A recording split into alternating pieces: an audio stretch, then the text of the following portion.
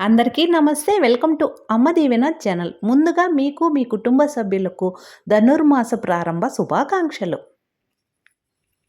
ఈరోజు మా ఇంట్లో సింపుల్గా చేసుకున్నటువంటి పూజా విధానం ఈ వీడియోలో చూడండి.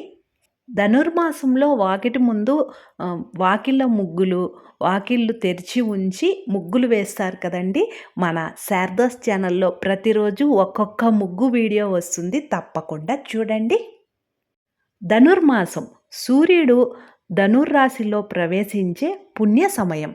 మార్గశిర బహుళ పాడ్యమి, ఆర్ధ నక్షత్రం, మూలాకార్తె ఇవాల్టి నుంచి భోగి పండుగ వరకు పరమ పవిత్రమైన కాలం. ఈ సమయంలో ప్రకృతి తనను తాను అలంకరించుకొని ఆనందంగా శ్రీకృష్ణుని చుట్టానికి వేచి ఉంటుందని సౌభాగ్యలక్ష్మి ఉపనిషత్తు చెబుతుంది. మాసానం మార్గశీర్షోహం అన్నాడు మాధవుడు. భక్తులకు ఆధ్యాత్మిక ఫలాలను దక్కే సమయం ఇది.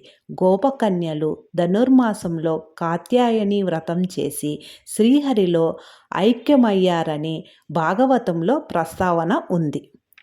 5-9 శతాబ్దాల మధ్యకాలంలో జీవించిన ఆళ్వార్లు వైష్ణవ సాంప్రదాయానికి అత్యంత ప్రాముఖ్యత కలిగించారని తమిళ భక్తి ఉద్యమ చరిత్ర చెబుతోంది.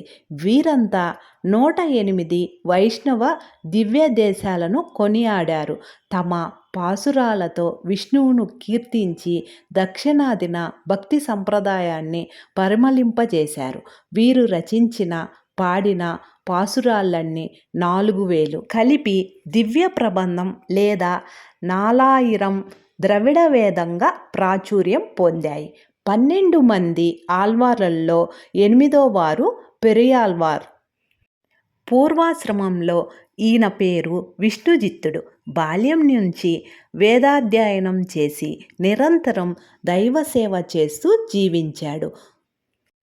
తులసీవనంలో లభించిన గోదాదేవిని పెంచాడు. యుక్త వయస్కురాలైన ఆమె శ్రీరంగనాథుణ్ణే వివాహమాడాలనుకుంది. తండ్రి నోట వైష్ణవ కథలు వింటూ తాను ధనుర్మాస వ్రతం చేపడుతుంది. రోజు ఉదయమే చెరువుకు వెళ్ళి స్నానం చేసి తమ ఊరు శ్రీవిల్లి పుత్తూరులోని రంగమన్నారు విగ్రహాన్ని శ్రీకృష్ణుడిగా భావించి తోటి వారితో కలిసి తిరుప్పావై వ్రతాచరణ చేసింది. పొంగలి దద్దోజనం నివేదించి ఆపై ధనుర్మాసం చివరి రోజు గోదాదేవికి రంగనాథ స్వామి వారికి వివాహం జరుగుతుంది. గోదాదేవి ఆ చిద్విలాసునిలో లీనమవుతుంది.